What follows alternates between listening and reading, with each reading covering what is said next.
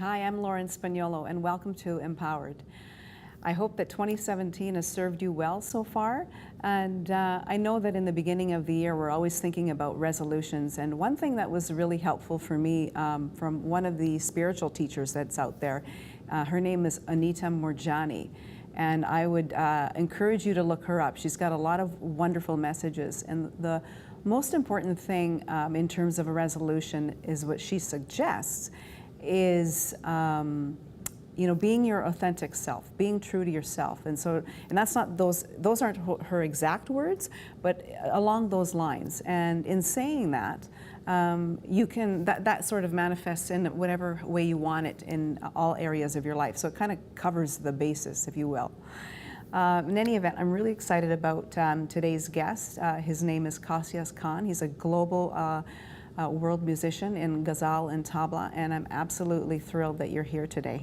Thank you so much. Thank you so much for having me on your show today. I'm so honored. Yeah, it's my pleasure. Thanks for taking the time. Thank you. Thank you so much. I'd like to talk a little bit about your early journey into the introduction of how you became an artist.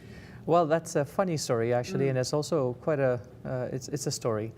Of course, when I was born, I always had music in me from the very beginning. So my mom would say that, my hands are always moving some way on my knees, or I would pick up the pots and pans and I would play them and I would be singing, and, I'd be throwing my head back and forth and all that stuff. And so they were like, okay, he's a very musical kid. And that's how I started out. And my father had some Indian instruments at home, a tabla, a harmonium, and I would start dabbling on them, except for some reasons my hands were actually working proficiently. My voice was actually in tune, working proficiently. And that's when they realized that, this guy has got some talent. And that's how it basically began in the household. So. In the household? Yeah. That's a blessing right there, isn't it? Yes, yes, absolutely. It kind of makes me think about then your mother's pregnancy. Yes. Yeah. My mom has a really good voice, but she never sang publicly. But my grandfather, my mother's, my Nana, he was very musical and played an instrument and was quite proficient. And I think that's where she picked it up from. But of course, in their tradition, women were not allowed to perform or do all those things, right? Okay. That was the old way of thinking. So. Well, I'm just really curious about how you have this innate a gift in you. That's what I was getting at. It's like if your hands are moving at such an early age. Yeah, I think it's from many past lives. I think that's the only explanation I have, because it's something that, when I started learning music, then my teachers at the time were like, it's not possible for somebody to have a talent level of this proficiency at such a young age. And so there were a lot of things that were going on. And I also saw, when I was younger, and even today, I sometimes see these hallucinations where I'm sitting with musical masters and they would teach me things and I would learn. And then I would remember when I wake up. And so that was another thing. But of course, at the time, I didn't want to be deemed as a crazy person, because people would say, oh, what is this?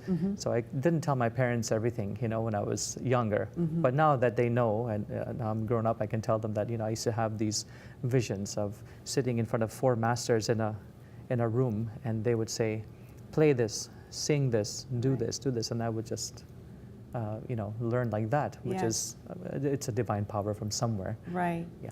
Well, today you're going to teach us, or to have us consider how classical music affects us with mind, body, and spirit. Absolutely. And so, going back to what you said earlier about your visions, were you ever afraid of those visions?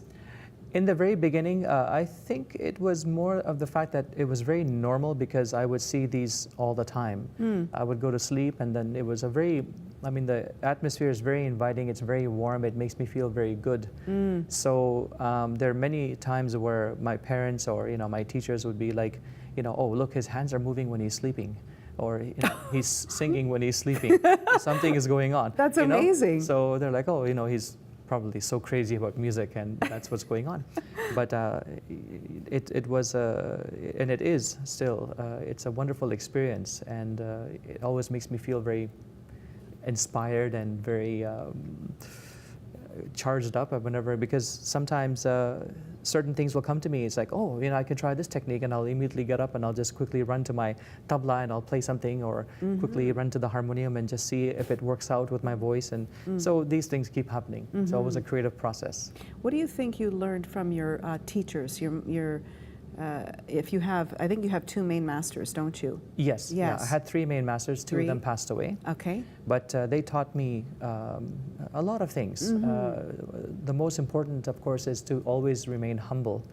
They told me that the moment you let it get to your head that you're too good, that's the start of your downfall.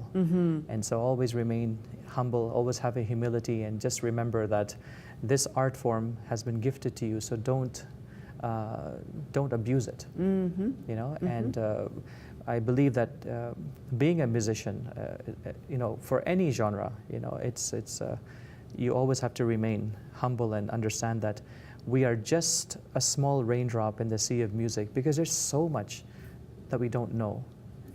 And so it's always a humbling experience, especially working with other musicians and seeing the musical styles and cultures they come from.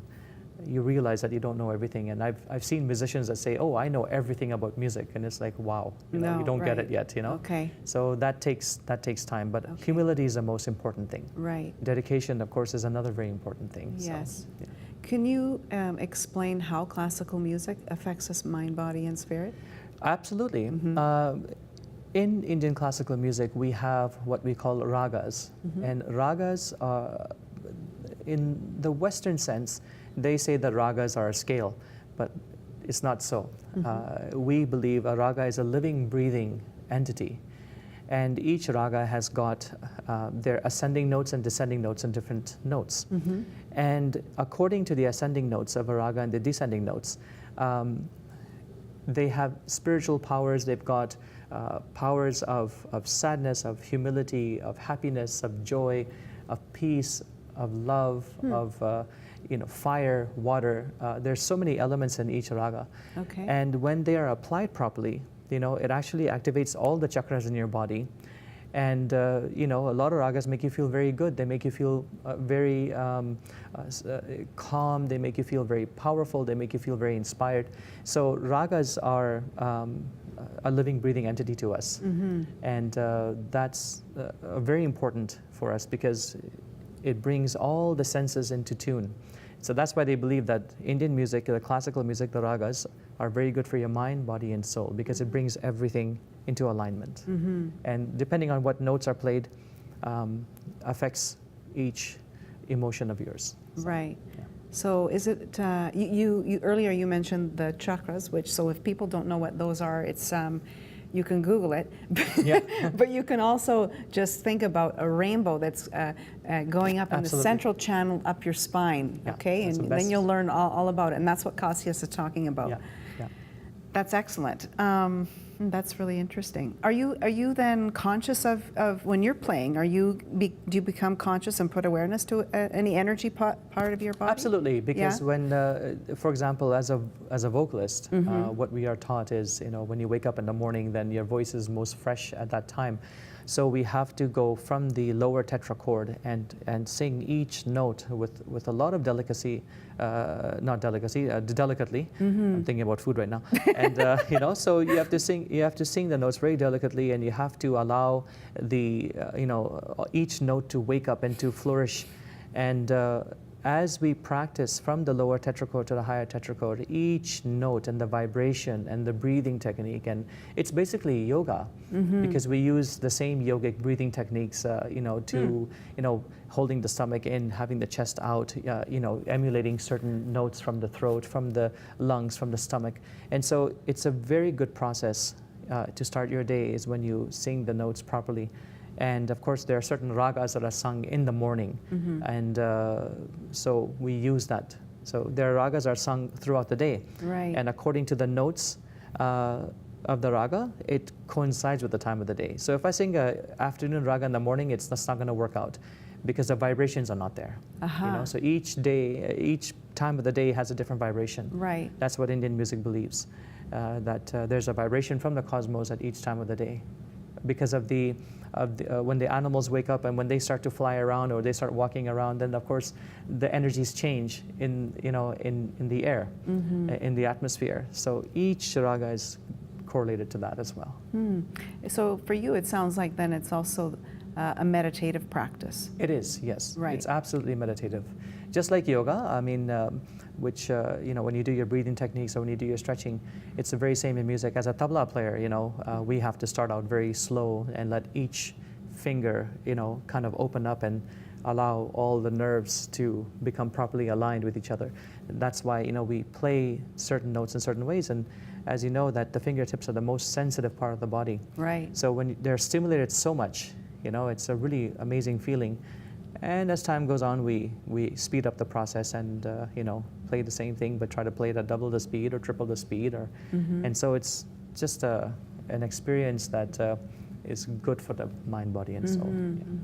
I think the power of sound itself is something that we are not conscious of as a society. Yes, that's right. You were talking about. Can you speak a little bit on that? Absolutely. There are certain terms in Sanskrit about sound, and we have the anhad and anahad sounds, which is unstruck sound and struck sound. So unstruck sound is basically right now. You and I are speaking, and it's just the vibrations of the cosmos around us. So this is unstruck sound, and the cosmos and the universe is filled with that. Then struck sound is when, of course, you strike something. For example, now this is struck sound. Oh, yes. And then, you can hear the vibrations of the sound, and that is struck sound. So we have to be aware, and as you were saying, a lot of people are not aware of that prospect or that aspect, but we are. When we're trained in music, we are so sensitive to those things that, with anhad, anahad. And that's the best I can explain in the short time, otherwise I can talk about this all day. Well, that's okay. Okay. We're going to take a bit of a break, and Cassius is going to bring us into the break. Yeah, there we go. Thank you.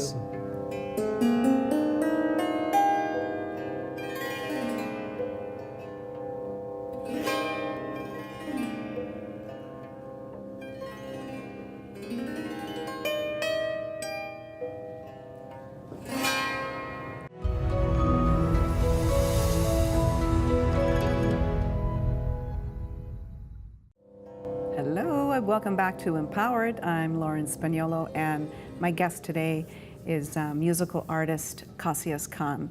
And I welcome you to go to his website, cassiuskhan.com, for private bookings, right? Absolutely, private or yeah. Can you please tell us what you've just played here? What instrument this is? Well, this is a very rare instrument. It's called the Tan Mandal. Tan Mandal, basically it's a hybrid of two instruments in one.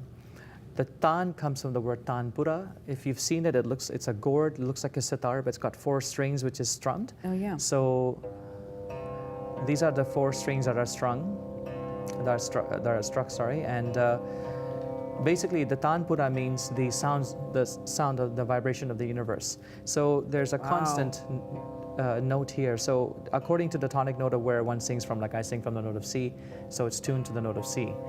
And then the mandal comes from the swar mandal, and that means a succession of strings that are tuned to a raga. In this case, it's an asavadi. So it's a beautiful instrument. This one was given to me by by actually a religious Babaji who was Sikh, and I had played tabla for him many years ago in their temple. And he was so happy with my tabla playing that he gave me his instrument. And this instrument is probably 45, 50 years old. He just gave it to me. He said, I loved your tabla playing. And he's like, I just have to reward you somehow, and I don't know how. So he gave me this instrument. So I've had it with me for the last 12, 15 years now. That's wonderful. Yeah, so it's very special to me, and it's lovely. Yeah. Well, it sounds beautiful. Oh, doesn't it? Yeah, it's like a living instrument. It's a living, breathing being. Yeah, it's like, I think I want one. Oh, okay. Well, we'll hook you up. Okay. Let's talk about your voice. Yeah? Yeah.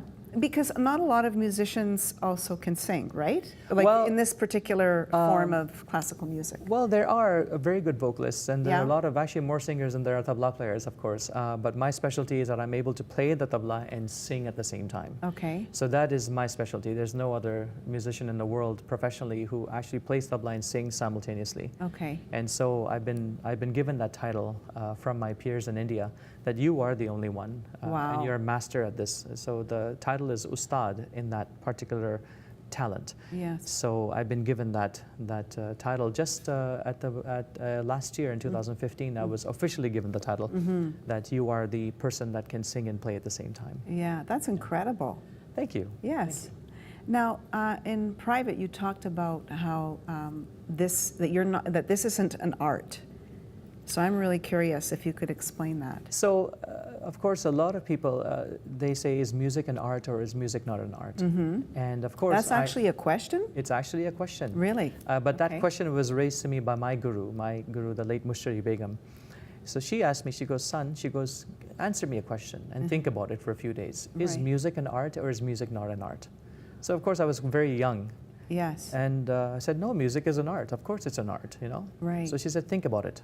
So I thought about it and I didn't have an answer. And I was probably only 12 or 13 at that time when, you know, when she finally gave me this revelation. And she said, beta means son. And she said, she goes, beta, music is not an art.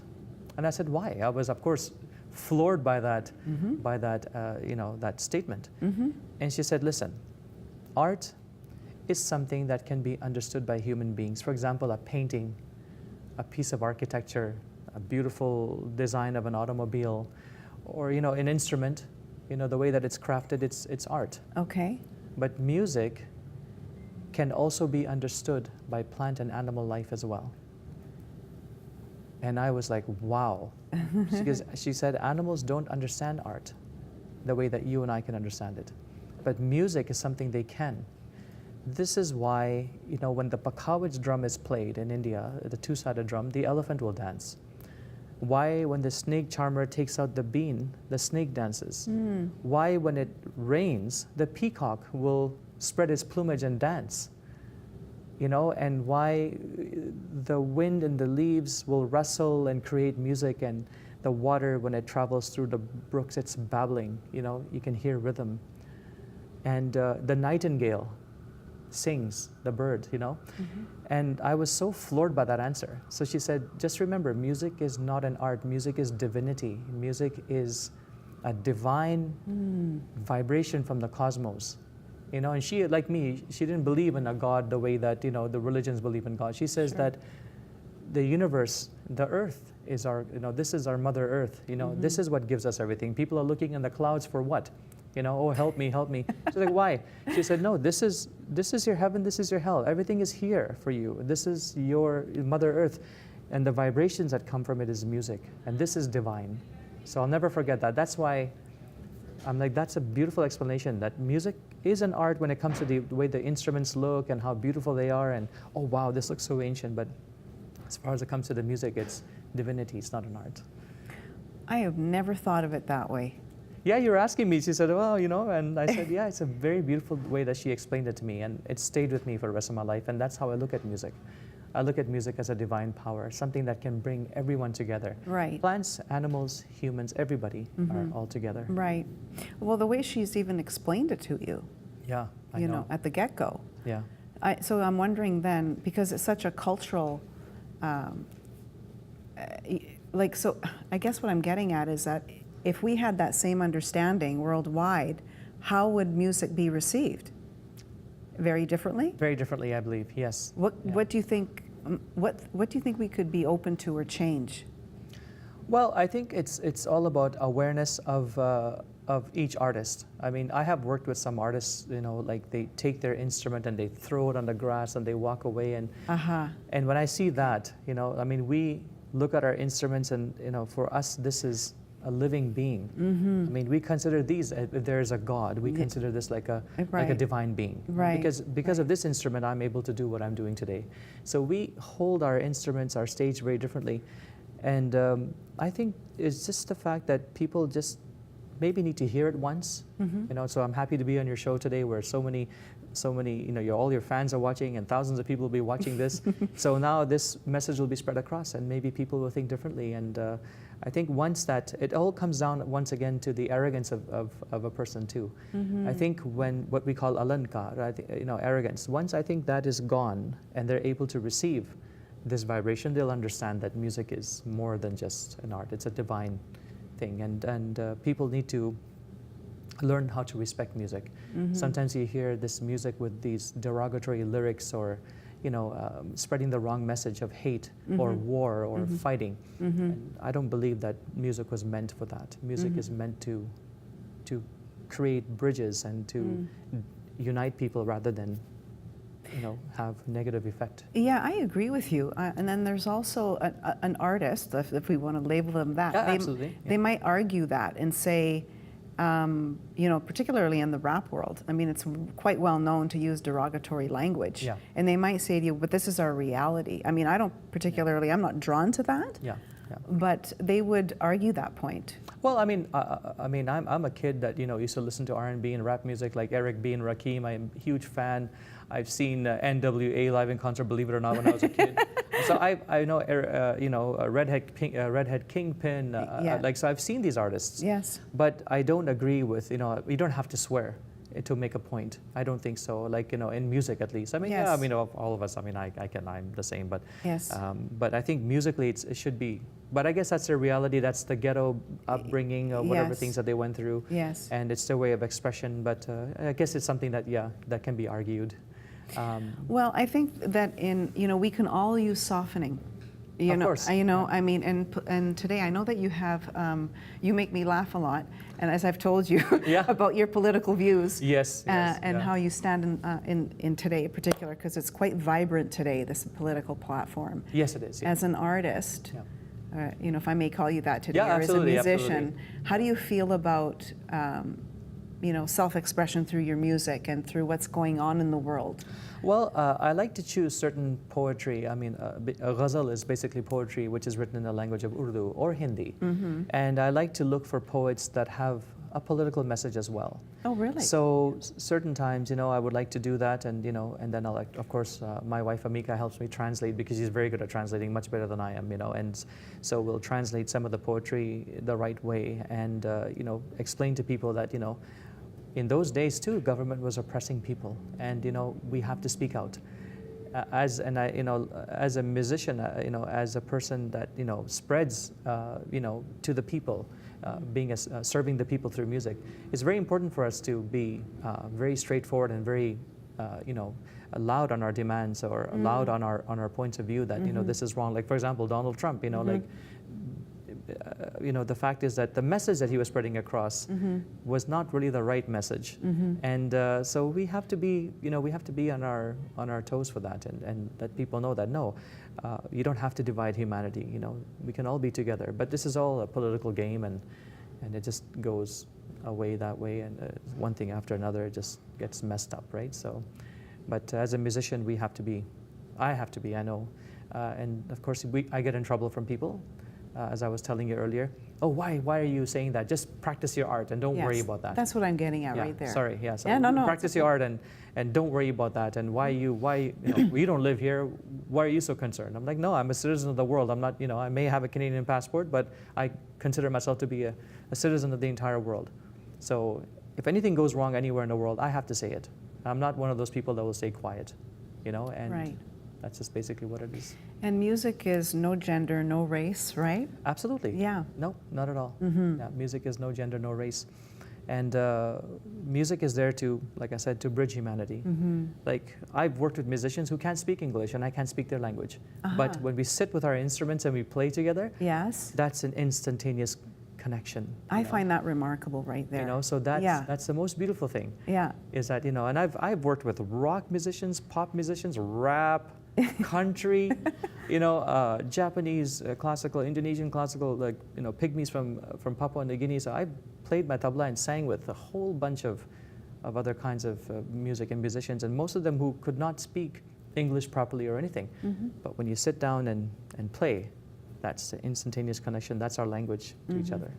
And how does this way of being in the world, in the way you are, how does that empower you on a day-to-day basis?